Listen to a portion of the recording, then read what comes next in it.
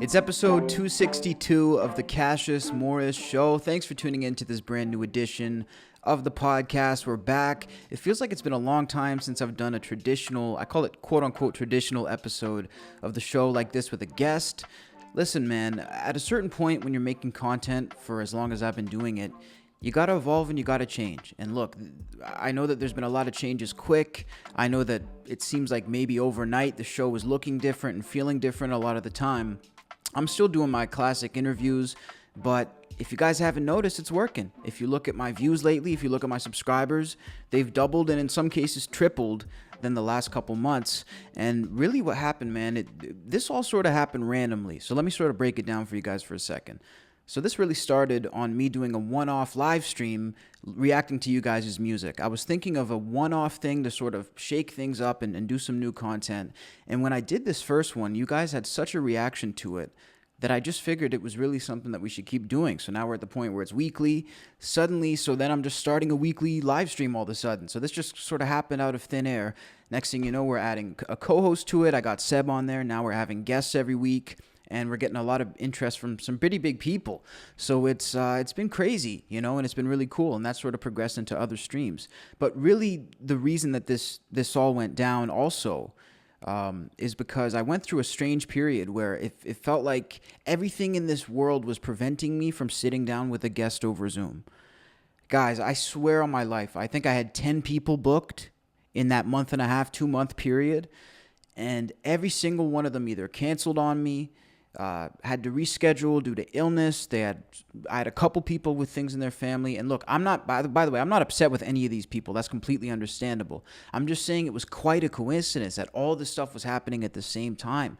And for some reason, I just felt like I needed to figure out some other content to do that didn't involve having someone in the chair across from me, or I say in the chair, you know, over Zoom. And everything was pointing towards this. Guys, I couldn't get a guest to sit down with me to save my life. I couldn't get my local people to come over here. I couldn't even get people who are a 15-minute drive to come over here due to circumstances. But I look deeper into it than that. I sometimes, if there's so many signs against something happening that usually is so easy for you, you got to look at that a little bit. You know, maybe I'm superstitious, or maybe I believe in sort of weird voodoo shit more than the average guy. But I find it interesting. So, you know, I've been paying attention to it, and it really just pushed me to get outside of my comfort zone. And now when I'm doing these live streams, I get on there, I get butterflies, guys. I'm nervous. I get a bit of stage fright. You know, I got to take a second to catch my breath. And I haven't had that feeling for a long time. I'm always excited to talk to people on the show. I'm always excited and a little bit of nerves when I'm talking to a high-profile guest. But I've been doing this for a really, really long time. In a certain way. So you don't have that nervousness in the same way. You know, I still say if you have none, then you're in trouble. I still have it, but it's different. This is really bringing back that feeling of when I first started doing my interviews and when I first started doing these shows in general. And it's helping reignite it in a different way, and it's been a lot of fun. So listen, I hope you guys are enjoying the new content that's been coming out. There's a lot to catch up on, and we're going to keep it coming. And these next couple weeks, if you've been waiting on straightforward interviews, these next couple weeks are going to be like an early Christmas for you savages in the middle of the summer. We got some great guests, and we're going to start today with Jon Harvey, of course, the lead singer, frontman, and bassist of Monster Truck. Monster Truck, where do I start with these guys? These guys are just so awesome. We sat down with Jeremy, and I believe I got to catch up with them at I caught up with them a couple years ago at their show in Edmonton for a conversation backstage. This is my second chat with the band, and as we talked about in the podcast, I'm not going to give too much away, one of the top people running and waving that flag loud and proud for rock and roll in the new era. I mean, when you hear people talk about new rock bands, when you hear people talk about the bands that are keeping this all going, Monster Truck is often mentioned. So, I mean, this is definitely, it's an honor, you know, to talk with them. And it's really cool, you know, speaking with different rock guys now about the future of rock, where they see it going with these guys getting older. You know, because, again, I've posted clips about this recently on the channel, too. It's inevitable. These guys are going to get older. And they're going to keep getting older. You know, it's not like it's going to be an issue that we're going to get over. So the future of rock, I think, is such an interesting thing to think about right now, but I'm really starting to have a lot of faith in it. You see guys like this, you see bands like Ghost, you see I mean, there's so many bands, Rival Sons, even the Black Keys. I'm not sure how active they are now, but I'd throw them in there too. Dirty Honey, I mean, Broken Love. I'm forgetting so many, even Slash and Miles Kennedy still kicking ass. So, I mean, listen, I think the future of rock is good, especially when we start to see, these older guys eventually fully retiring.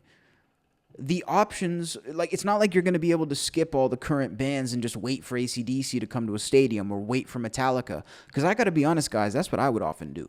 I just sort of, especially 5 years ago, and when I first got into rock, I'd never cared about what was happening currently in rock. But I think when you're young too, and you didn't grow up in it, I didn't grow up with Maiden, I didn't grow up with Kiss, so I had to go back and live that, and I wanted that childhood too. So I sort of went back and had that childhood in the past tense.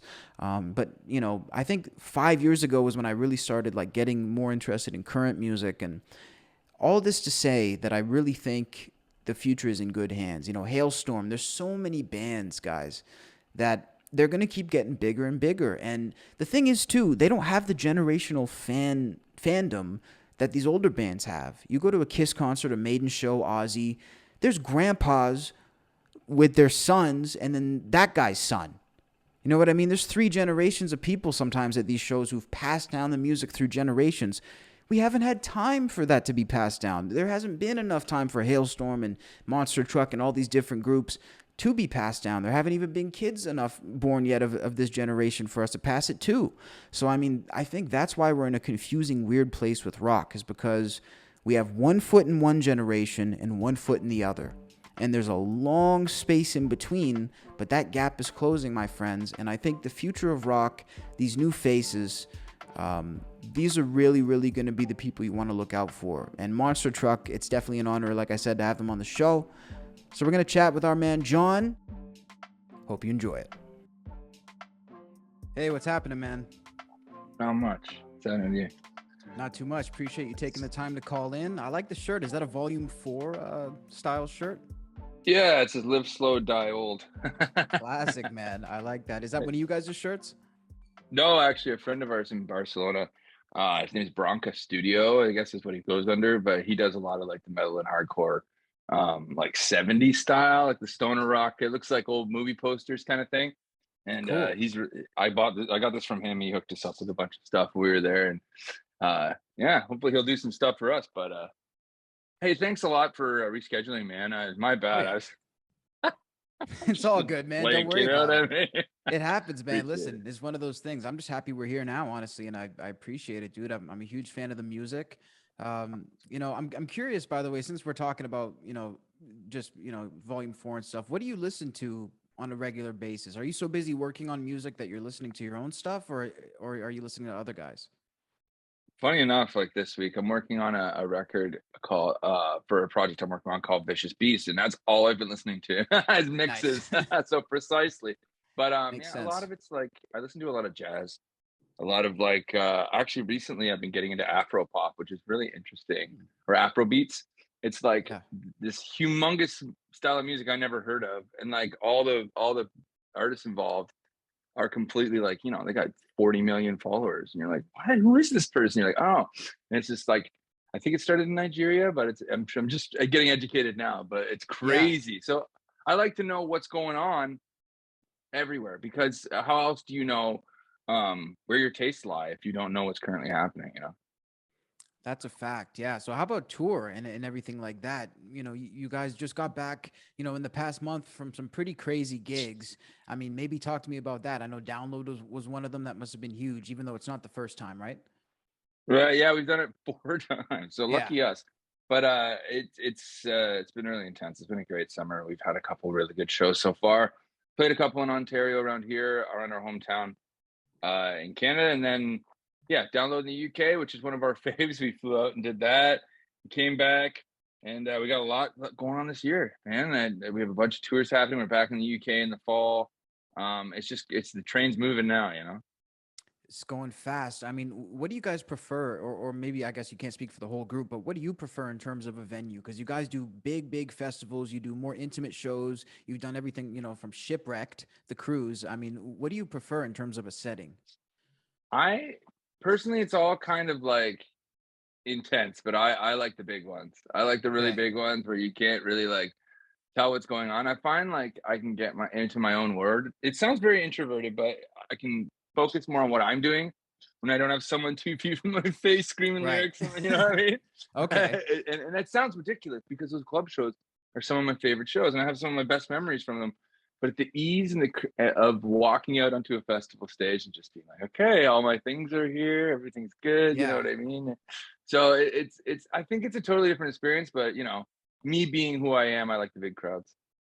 And yeah, you're right. There's a bigger pit too, though, right? So I mean, there's more space for you guys to sort of breathe a little bit too, and you're probably outdoors 99% of the time, right?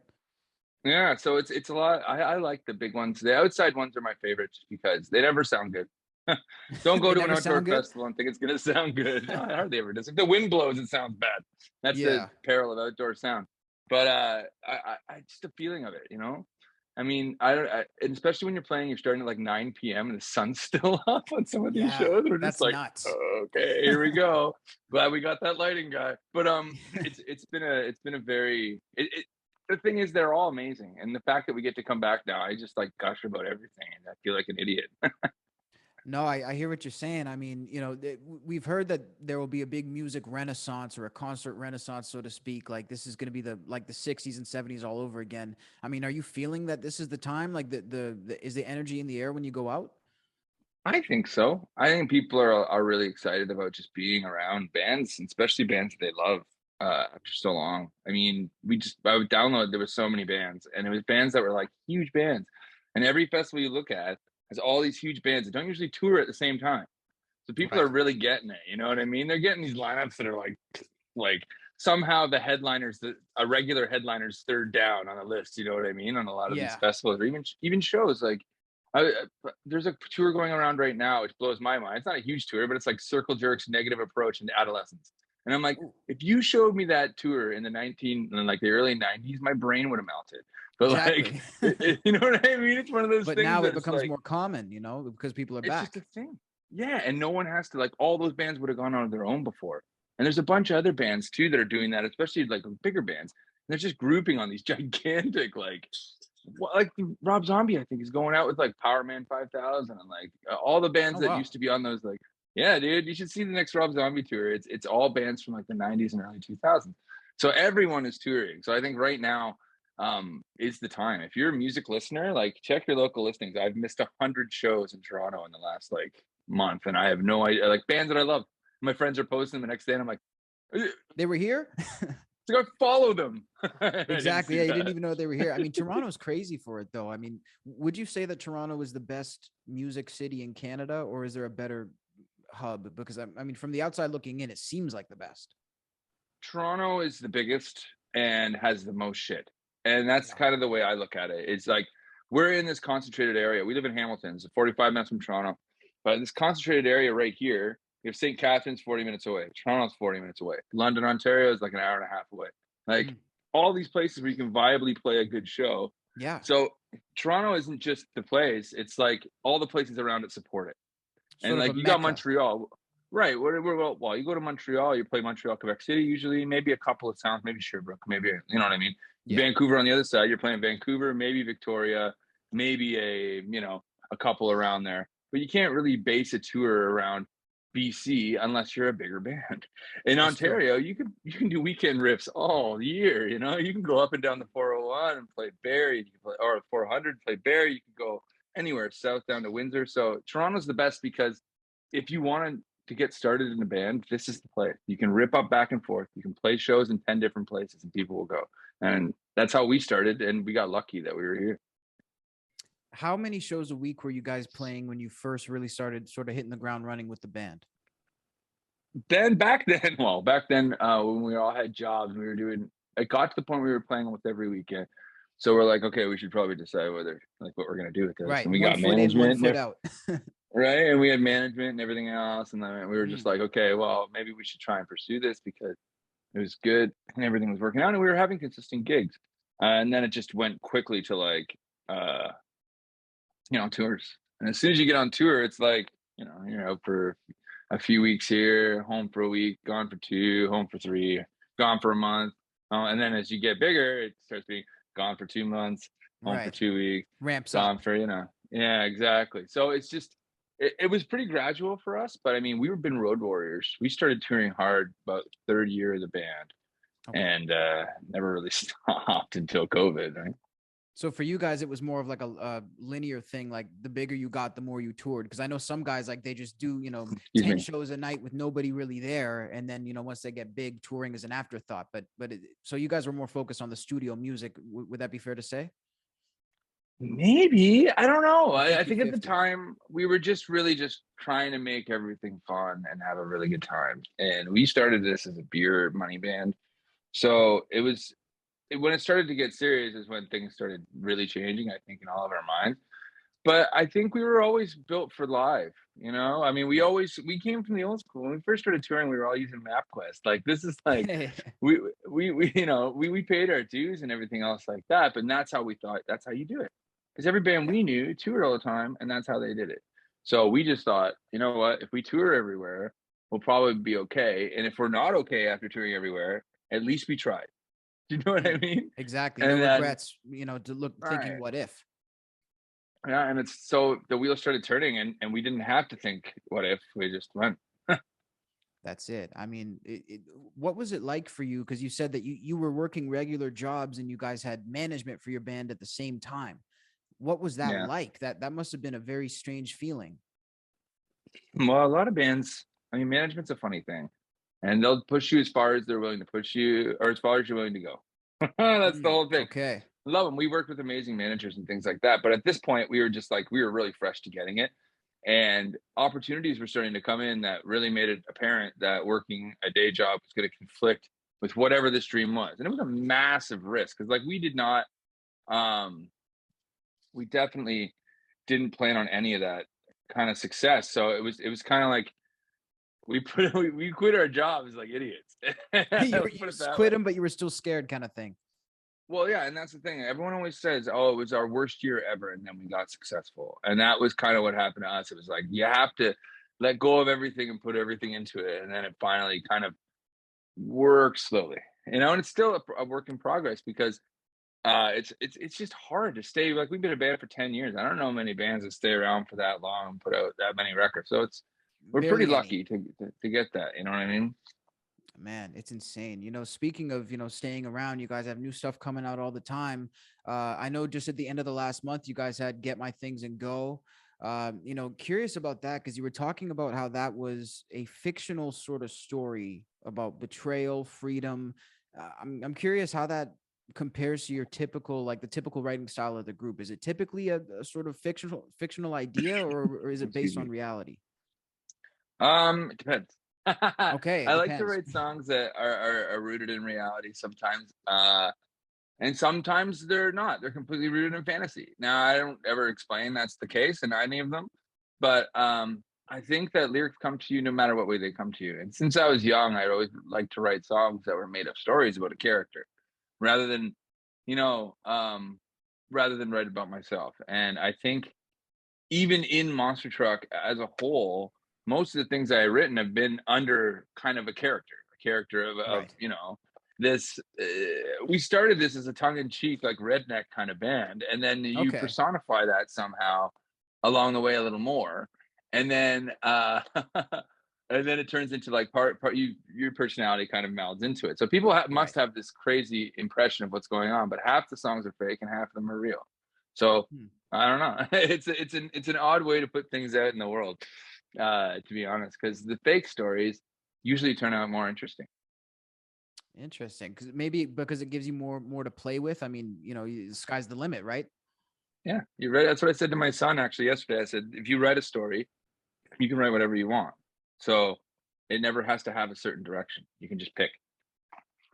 How And do he's your like, kids really? I feel can about pick? it? Yeah, Oh, I have one son. He's 6. He loves it.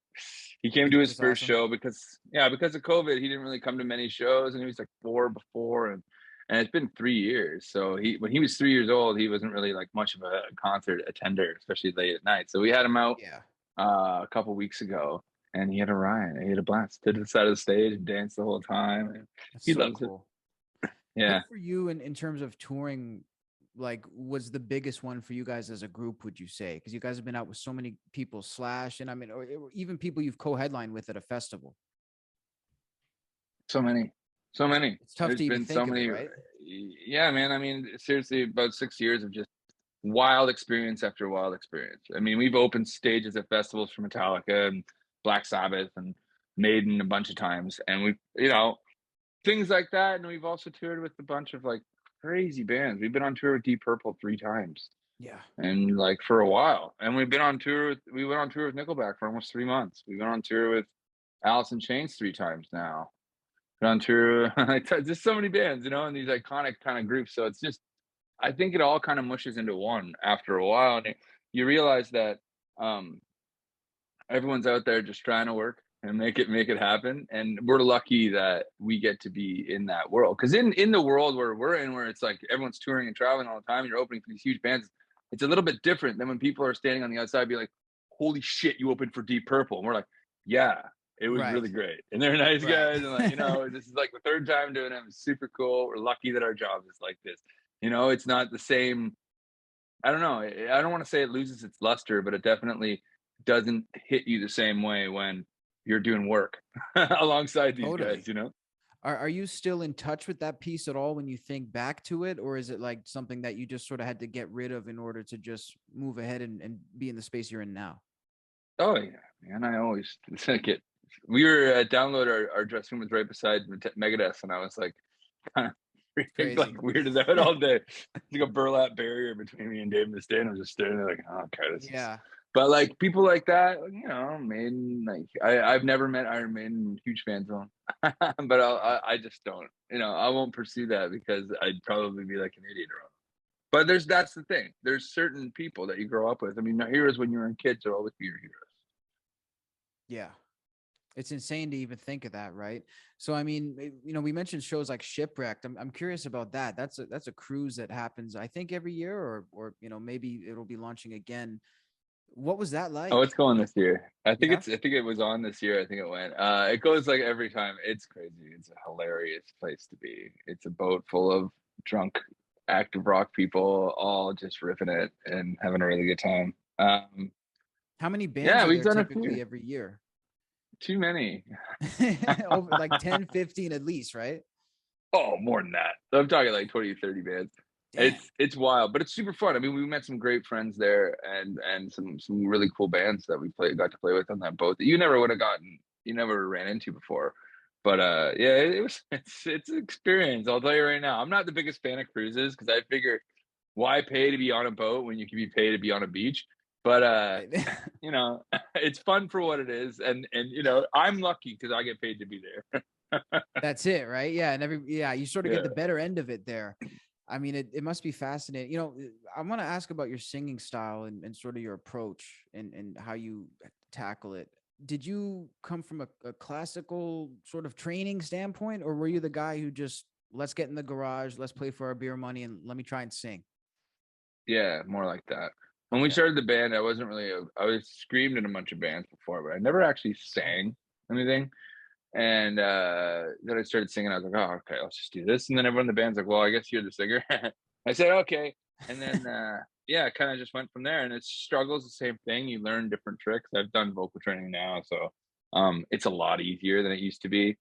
And anyone that thinks vocal training is dumb is psychotic. So any Yeah. young bands out there, if your singer's like, I don't want to do vocal training, I have natural talent, don't shut up. Tell Learn to them to do it wise up. easier. No, it's just easier. It's easier. I was having troubles with my voice for a long time that were related to lifestyle and everything else. And it's like if you don't learn to do it right, you won't be able to do it. Yeah. It's like anything, right? It's like when you learn to skateboard. You don't go out there and go on a rail right off the bat. You have to No. learn, take baby steps, and get yourself to the point where you're like, okay, I'm confident enough to kind of do this, confident enough to do that. But it's the same thing with vocals, and eventually you realize that, oh God, like I could figure this out. or I could just continue struggling. So vocal lessons, young ones, or anyone really, You guys like hear that? seriously, if you're a singer, do it. It Do doesn't it. hurt. We want you. Yeah, You know, it's seriously. how about playing live in terms of your instrument? I mean, do, does that, especially when learning it at first, does that add a huge different dimension to it? Because I've heard Geddy Lee saying, like, in order to sing and play the bass, you have to really be good at both. You got to be thinking about both for sure, because they're the two things that everyone notices when you fuck up. That's it, right? That's a good point. If you hit a bad bass note, meow. If you sing Yeah. a wrong note, meow. You're basically the center of the whole thing, in more Guitar or is less. quite forgiving, right? And that's the thing. So are drums. Like you can get Yeah. away with stuff, and it's bass. Is like, if you're not on, everyone knows. If you're a little out of tune, everyone knows. It's just one of those things. So I think people always say that it was really hard to do that, but I've always done it. I think it would have been a lot easier for me if I had just been like, you know what, I'm just gonna sing, or I'll play rhythm guitar. But I don't know. It was always I always played bass because my reason I started playing bass is my friends needed a bass player, and I started playing bass when I Right. was like 18, and then I was a drummer before that, and then at Okay. A 18 I screamer started and a playing drummer. bass. So it Yeah, completely changed. completely changed. So there you go. So it's an interesting vibe, definitely, but the difficulty of it is just timing, because your bass instrument's a rhythm instrument, your voice is a melody instrument. So you're basically resisting each other the whole time. And Right. Interesting. sometimes I'll write songs and I'll write this song and I'll sing this vocal over it and I'll try to play it and I'll be like, oh no, and like that, I don't know if that's gonna work. Like I'll have Because to it think about it. contradicts each Or other, right? In a way. right, well, because sometimes the bass note's here and then the vocal's going over top of it and the bass is Right. changing underneath it, and you're just like, okay, let's hope this It's works. like a roller coaster now. Right? It's like a ripcord. Yeah, you pull it and see what happens. Maybe the shoot comes out, maybe it doesn't. That's it. Man, that's insane. I mean, in terms of the future, what are you guys looking forward to doing? Are you guys just happy to be being back on the road at this point? I mean, or is there any big plans sort of coming? We're really happy to be back on the road. I think everyone's feeling Yeah. really good about just being around and being back in the scene and promoting something. I mean, for God's sake, it's been 3 years since we promoted anything almost. And And a so big it's tour in it's the it's fall. right. And we got lots going on. And the fall is just going to keep going and keep growing, and we're just going to keep adding dates to it. And I think it's just feeling regenerated and reinvigorated after feeling so stagnant for so long and useless. It didn't But feel good. no, I felt like, what am I doing here? I could be traveling, I could be doing all these things that I love to do. And it was an interesting vibe. So happy that everything's back. I think everyone in the band's pretty happy. Did it hit you particularly hard because of the amount of touring beforehand? Like, do you think that sort of imbalance of two extremes was harder on you guys? I don't think so. I think it was the greatest rest any of us could have asked for. It was awesome. Mm. And when they started locking down everything, it's like we were ready to go. We had tours booked and everything else, but it was almost like a sigh of relief, because we just had 6 years of just like emotional and physical roller coasters just all the time. And it's like it's hard to deal with that mentally. So I actually think we were lucky to have COVID in the lockdown, just for a break. I think a lot of humanity was lucky for that break. For those people that were burning the candle at both ends, and they could finally be like, all right, I mean, terrible that it was a disease, awful that it was Of everything else. course. But the Of lockdown, course. I think, helped us more socially than we realize now, because people are starting to be like, hold on, I don't have to drive 6 hours to go to work today. I don't have to do this. Yeah. I don't have to do that. It's far more valuable, I think, to learn what your limits are as a human being than to just pump all the time like we usually do.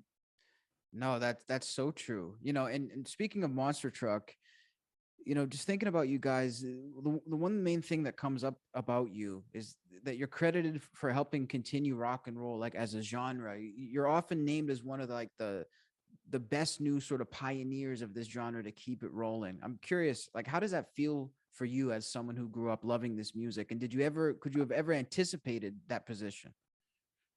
I think it's nice. It's nice to feel appreciated. It's nice to feel like you're not on this earth banging your head against the wall, and someone's Yeah. actually listening somewhere. but Exactly. um, but yeah, it feels great. I'm super happy that we can contribute to anything. I'm super happy that we get to contribute to one person's normal life that made it a little bit better. And that one tune they like a lot, they can headbang on their way to work, on their way home, or whatever they got to do. I think it's just it's valuable beyond measure just to be able to play to, like, any number of people, like I remember struggling. We used to struggle to get 100 people to a show all the time. And it was so like, oh my God. And then when it would happen, we'd be like, holy crap, there's 200 people here. Like, I still remember those days. I still remember those $500 gigs that would float us for 2 months from gas money, which would never happen now. That was like a $10,000 gig then, though, right? I mean, I mean, I'm telling you. Well, I mean, it was a lot. It was the money that we needed, and that's what it was used to be all about. And it's kind of an interesting shift in things, but we're just happy to be able to contribute to whatever rock and roll is, whatever things are, whatever great things are happening in the rock scene. We're just glad to be there and hanging out. Do you feel like it's going to a place where it's going to continue growing? Like, we're seeing obviously, the Ozzies, the Motley Crues phasing out. Do you think there's going to be new people rising to that level? I think there kind of already is in a way, especially like there's a lot of room being made right now for young bands. Cause you're right. A lot of these older bands are like, we're good. Like we're 70. It's been a good ride. Cool. Yeah. Like it'd be nice if more of them would kind of do that. Just because the thing is, and that's what the older bands, and I don't want to say that because it's super mean, but like, I love these guys. Their careers were amazing, but there's no way you can put out 35 records and they're all good. Sorry, it just doesn't happen. It's not. I don't know anyone that, but the Beatles didn't do it. You can't do it. But the whole thing is like, it's one of those things where you need to make room for these kids coming up. I mean, Greta Van Fleet made room for themselves. They went in and said, "We're here. We're making this. Like, we got Step this." Out of the way. Yeah, exactly. And I think it just needs more of that, more of those bands. Rival Sons is doing really good too, and like bands like just coming up and doing things like, in their own way. And people will latch onto that because it's visceral and it's awesome. And that's the only reason rock has survived, is the fact that you can go and feel something, and you don't you don't have to use drugs to do it. Although exactly, you can. It does help. Or but you could, yeah. yeah. But like, you know what I mean? It's a different vibe, and I think music and people are ready for that human connection again, rather than just weird screen stuff. And it's a wild spot to be in, but I think the state of rock and roll and everything else, and all these new bands coming up, I don't think there's ever anything to worry about, because there'll always be idiots like me who love rock and roll. I love it, man. Well, count me in. I'm an idiot too then. Right on. The Monster Truck Tour kicks off on September 26th in Zurich. And Jon, I really appreciate you, man. Thank you so much for your time. It's been awesome chatting. I want to give a huge shout out to Jon Harvey for taking the time to stop by the podcast, man. Super cool guy, just down to earth, practical. He doesn't participate in any of the bullshit, guys. Monster Truck are no bullshit. That's one of the things I really like about them. And I think that the no BS guys, they also have a good sense of humor too. They do like he's saying, they do sort of tongue-in-cheek stuff every once in a while. And they even started as a redneck, sort of parody band in a weird way. So, I mean, these guys, I like someone who's unpretentious. I think after being, peripherally in the music business and now, I guess in some ways in it for 12 years, that's the number one thing I think we're lacking. And the number one thing I look for when it comes to someone I would respect or want to connect with, unpretentious people. This is such a pretentious business. It can make a person sick, and it will if you really start to look at it. There's really very little moral fiber to entertainment, period. It's not just music, like it's acting, it's all of entertainment. And to find people with even an ounce of it, it's like they say, if you enjoy 10% of your job, you're working a dream job, because I think it's 80-some% of people enjoy 0% of their job. So it's kind of like that. If you're even 10% nice in the business, I'll remember that. And there's people, like Jon and many others who I've talked with who are way better than that. But, we really appreciate an authentic person around here. These are the facts. I want to thank you guys for tapping into the podcast, man. If you enjoyed this, hit that subscribe button. I'm going crazy lately, man. I've been on a mad run. I feel like Gucci Mane in 2006. I feel like Cassius in 2016, motherfuckers, because I'm back on my old ways. You understand me? And at the end of the day, there's just more coming. I can't wait for next week's episode. You want to talk about tongue-in-cheek and fun? That is going to be the next episode. And, I'm moving towards that. I want to have fun, guys. I want us to all have fun on here. I don't want it to be heavy-handed. I don't want to be pretentious. I don't want to be too serious. I'm not just projecting this on other people. I watch it in myself, too. And I think it's time to have some fun. And that's what I think is happening on the channel now. I'm having a lot more fun. I got to be honest, man. I almost cut this off without getting real for a second, but that's also something I'm trying to work on. I was having a hard time with this during the pandemic. I really, really was having a hard time with this. I had my first 7-8 months in the pandemic was probably the best run I've ever had on the show. I mean, we had Ace Frehley. We had a massive international headline with that. I mean, we just had Rob Halford, Joey Diaz, just guest, Ron Jeremy right before jail. I think I got the last interview with Ron Jeremy, by the way. Isn't that insane? The last interview with Ron Jeremy. I was sitting there thinking about that the other day. I talked to that dude 2 months before he was sent to rot in prison for the rest of his life. That man was a serial rapist. And you know what the most striking thing he said to me was? That the biggest misconception about him and the porn business was that they're out there luring girls or taking advantage of girls without consent, and that never happens, and that is how laughable it is that someone would even think that. Meanwhile, this dude is convicted of 50 counts and is going to die in jail. So, I mean, little sidebar for you. But my point is, guys, I was having trouble with this because I didn't get into this business to sit on the computer and live my life on the internet. I didn't. I got into this business not knowing how to work the internet. I was doing in-person interviews. We did stuff over Skype if we had to. And that was like a last resort. And really, I never really enjoyed the Skype stuff as much. Again, it's fun, guys. It's great to talk with all the people. I appreciate anyone who's ever taken the time. But I didn't get into this business to sit with headphones on and talk to a screen. I got into this business to get out there and connect with people, do photography, do video, and do interviews and stuff in person. And shit started getting weird. Shit started getting weird a year and a half into the pandemic, and I'm just really, really happy to be coming to the other side of it. Because it's so strange. Peripherally, it's like you have everything you want. It's like, okay, I'm making a living doing my craft. But it's when they remove certain aspects of it, it becomes so different. So yeah, I'm really happy to have the world feeling normal-ish again. But I got to tell you guys, we all know we have a long way to go. That streak of people canceling was weird, man. I couldn't believe it. Like, I was almost questioning, like, there's how many family emergencies and deaths and this and that this week? You're really telling me it's 7, 8, 9 people that are, none of them are interconnected. I was like, what the fuck?